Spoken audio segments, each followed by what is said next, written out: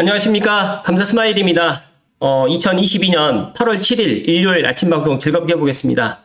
일요일에는 제가 방송을 하지 않는데, 제가 지난주에 휴가를 다녀오면서 방송을 한 3일 정도 안 하다 보니까 또 그동안에 또 제가 이야기를 드리고 싶었던 그 방송 주제들이 많아서 오늘 방송을 갖다 시작하겠습니다. 오늘 한 줄 명언은 아무것도 시도할 용기를 갖지 못한다면 인생은 대체 무엇이겠는가? 빈센트 반 고흐. 감사 스마일도 항상 어떨 때는 두렵기도 합니다.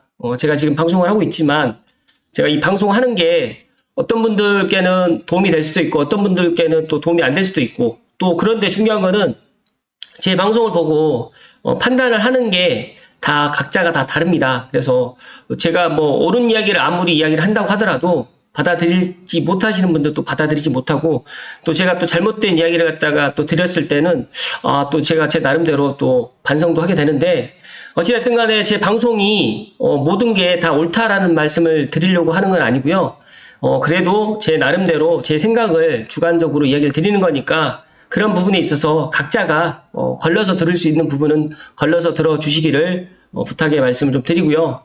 어떤 분들이 이제 댓글에 긍정적인 댓글도 있고 부정적인 댓글도 있는데 저는 긍정적인 댓글들은 그렇게까지 이야기를 드리지 않는데 가끔 가다가 이제 지금 뭐 집값이 하락을 하고 있는데 너는 왜 자꾸 상승을 앞으로도 할 것 같다라고 그렇게 이야기를 하느냐라고 지금 이야기를 많은 분들이 하셔서 제가 서두에 먼저 방송하기 전에 먼저 말씀드리면 내 집 한 채를 갖다가 소유하고 있는데 집값이 오르면 좋겠지만 집값이 떨어져도 큰 문제는 되지 않는다라는 말씀을 조심스럽게 드리면서 오늘 방송 시작하겠습니다. 준비되셨죠? 네, 오늘은 시네트 칼럼 부동산 시네트 부동산 칼럼을 토대로 한번 제가 좀 이야기 드려볼 수 있도록 하겠습니다. 부동산은 심리가 가격을 결정합니다. 지금 부동산 즉 아파트 시장이 완전히 약세로 좀 돌아섰다고 보시는 것이 올바른 판단이고요. 지난 7년간 주택가격이 폭등했고 금리 인상과 각종 규제로 거래 전력이 장기화되고 있는 현재 상황인데 지금 이분께서 7월 말에 지금 블로그 포스팅을 했는데 제가 지금 방송하는 날짜가 8월 7일이다 보니까 판단하셔서 드려야 되고 수도권 미분양 물량이 급등하고 있다라고 지금 하면서 서울 주택 매매 지수가 85.0을 기록해서 12주 연속 하락했고 제가 방송할 때 보니까 13주 연속 하락을 했습니다. 이 지수는 2년 8개월 만에 최저치고 관련해서 제가 방금 전에도 말씀드렸던 것처럼 올 하반기는 주택 가격이 계속적으로 하락을 할 것 같다라고 지금 많은 분들이 전망을 하고 있습니다. 그러나 저는 하락을 하는 그 가운데서도 또 하락을 하지 않는 곳도 분명히 있을 것이고 또 반대로 또 어떤 호재가 발표되게 되면 또 하락이 또 멈출 수도 있다라고 저는 그렇게 예상을 합니다. 물론 올 하반기가 올 하반기 경제 상황이라든지 여러 가지 상황이 좋지 않은 건 사실입니다. 그러나 저는 그렇게 부정적으로 보지 않고 올 하반기가 지나서 또 내년 상반기가 되면 제가 고양시 같은 경우에는 내년 상반기가 되면 정말 많은 것들이 좋아지는 또 대국소사선 개통뿐만 아니라 신분당 서부 연장도 남아있기 때문에 저는 긍정적으로 본다는 말씀 드리고요. 지금 이 도표를 보시게 되면 전국 아파트 매매가 변동률이 지금 보시는 것처럼 1월과 6월 사이에 정말 많이 가파르게 4월부터 내려갔고요. 또 전국 아파트 매매 수급 지수도 그렇고 전국 상반기 주택 매매 거래량도 상당히 저조합니다. 일각에서는 부동산 침체는 불가피한 것으로 예상하면서 차제에 정부는 이번 침체기를 부동산 시장 정상화를 위한 골든타임으로 생각해야 한다는 주장이 제기되고 있고요. 어쨌든 윤석열 정부에서는 시장 경제에 맞지 않는 과도한 부동산 규제 족쇄는 점차 풀어내겠다고 공약한 바가 있고 지난 21일부터 1차 부동산 대책을 발표했는데 8월 9일 날 지금 주택 공급 250만 호가 지금 발표를 한다고 합니다. 그 관련해가지고 제가 8월 9일 날 발표하고 나면 제가 또 관련해서 이야기를 드리겠고요. 일전에 상세히 말씀드렸지만 제가 다시 한번 상기하는 측면에서 말씀드리면 다주택자 양도세 중과 1년 한시적 유예, 상생 임대인 5% 이내 인상 시 실거주 요건 혜택, 생애 최초 주택 구입 시 취득세 감면, 분양가 상한제 거주 의무 완화, 규제지역 주택담보대출 처분 및 전입 의무 완화, 일시적 2주택자 종부세 중과 규제 등등 이렇게 쭉 되어 있는데 정말 앞으로도 이제 부동산 시장이 좋지 않다고 하면 이런 문재인 정부에서 했던 규제들이 아마 많이 완화가 되지 않을까 저는 그렇게 예상을 합니다. 그리고 지금 주택 공급 250만 호를 공급하겠다라고 지금 밝혔기 때문에 그것 보고 또 제가 또 이야기를 드릴 수 있도록 하겠습니다. 과거에 누더기식 부동산 규제는 부동산 빙하기인 지금 현재 이 기회에 반드시 정상화시켜야 되고 전국 규제지역 해제는 가능한 빨리 원상 복귀시켜야 될 것이다. 어찌됐든 간에 조정지역 해제를 한다면 조정지역에 얽힌 다주택자 종부세, 취득세, 거주 의무, 분양권 관련 대출 규제 등 각종 얽혀있는 부동산 누더기가 실타래처럼 풀리기 때문이다. 신혜트님께서 부동산은 심리라고 말씀드렸고 감사 스마일도 제가 계속해서 상담을 해드리면서라든지 방송에서 이야기 드린 것처럼 가격이 하락하게 되면 더 사질 않습니다. 가격이 올라가야지 조금이라도 올라가야지 사는 이유가 부동산은 사람이 사는 거기 때문에 이 가장 중요한 이 심리가 작용을 합니다. 그래서 부동산 심리가 공급이 과하고 부족함에 있어가지고 기본적이고 우선하는 개념인데 아무리 집 부족이라 외쳐도 집값이 하락하는 추세라면 그 누구도 집을 사지를 못하고 또 공급 과다임에도 상승 추세라고 하면 또 추격 매수하는 것이 부동산 심리다. 그러니까 주식이든 부동산이든 상승기에 베팅하지 조정기에 베팅하지 않는 것이 기본적인 투자 기술이라고 하는데 저는 제가 방송에서 이야기 드리지만 올라갈 때는 매도하시고 내려갈 때는 매수하시라는 말씀을 다시 한번 강조해서 이야기를 드리고요. 또 다만 주식이 부동산보다 심리 반응이 빠르다는 것, 즉 다시 말해서 주식시장은 오늘 샀다가 오늘 오후에도 팔 수가 있고 뭐 내일이라도 팔 수가 있지만 부동산은 오늘 샀다가 내일 팔기가 쉽지가 않습니다. 그래서 이런 것들이 아무래도 주식과 부동산은 이런 것들이 조금 다를 수가 있다. 그러나 이제 여기에 일반 대중들의 금중 심리는 적어도 몇 달 내지 1년 정도를 미리 예상하지 몇 년의 중장기적인 예상을 하지 못한다. 그러나 이제 부동산 투자 전문가라든지 부동산에 어느 정도 투자를 하셨던 분들 같은 경우에는 최소한 2년에서 5년 정도로 해서 중장기적으로 일단은 투자를 하는 걸로 제가 알고 있고요. 저 역시도 그렇게 하고 있습니다.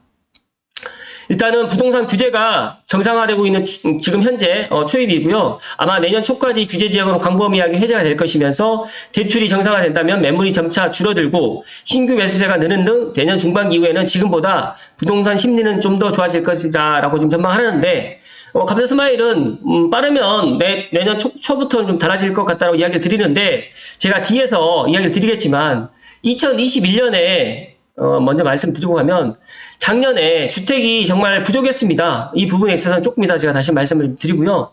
모 부동산 전문가는 유주택자는 버티고 무주택자는 기다려라는 극히 당연한 조언을 하고 있습니다.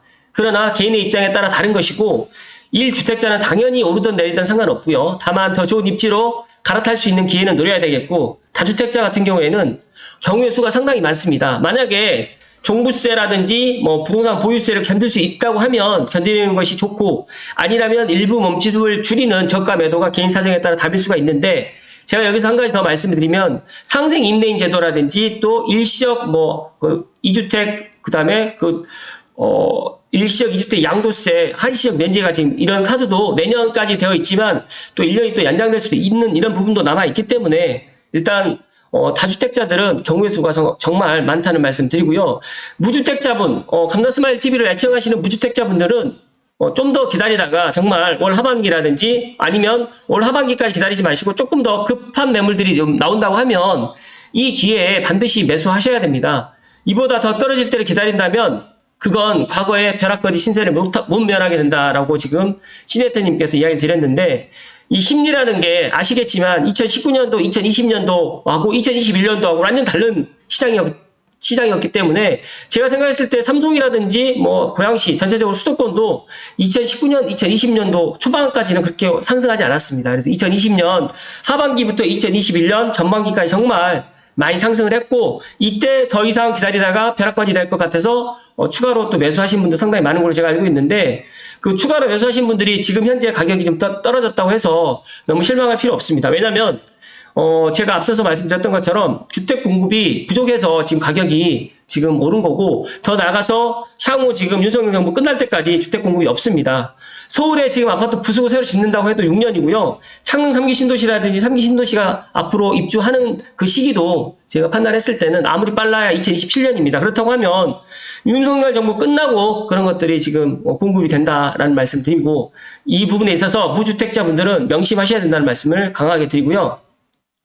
지금 일어나고 있는 거래 절벽이라든지 급매 속출 같은 경우에는 부동산 장기 하락 신호로 보는 사람들이 많지만 지금은 주택 거래를 할 수 있는 정상 시장이 아니기 때문에 이런 부분에 있어서 정말 현명하신 또 부동산 인사이트가 있으신 분들은 이런 부분을 다시 한번 생각을 하셔야 된다는 말씀을 좀 드리고요.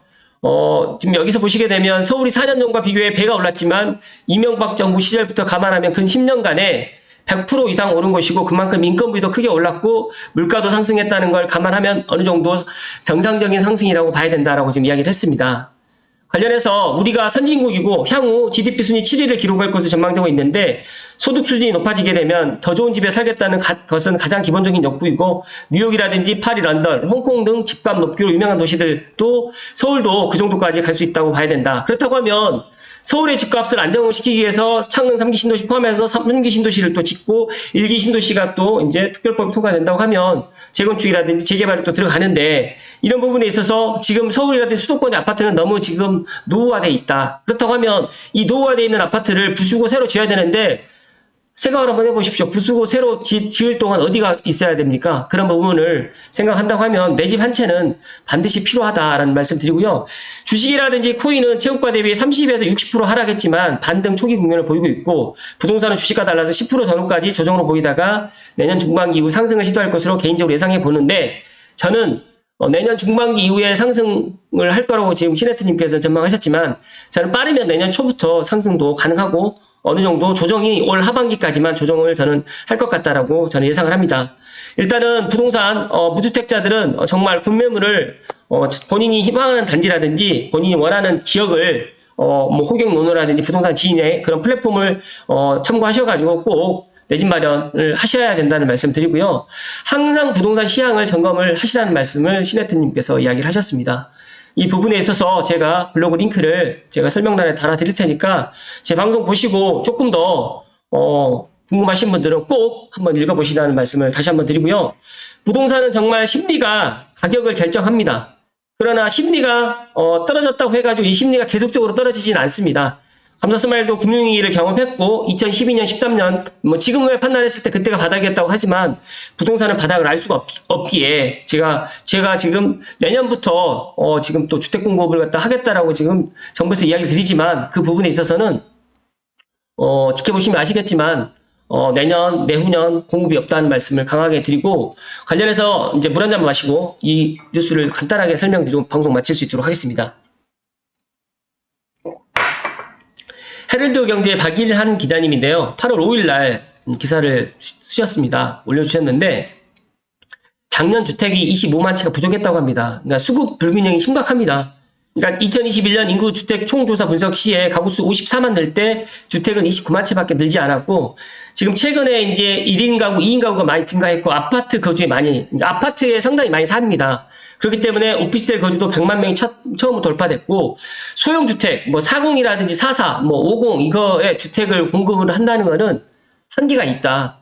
소형주택에 사람들이 살지 않습니다. 최소한 지금 뭐 1인 가구, 2인 가구가 거의 58, 59, 뭐 74, 뭐 84까지도 지금 1인 가구, 2인 가구 살고 있기 때문에 이런 부분에 있어서 패러다임이 좀 바뀌어야 된다는 말씀 드리고요.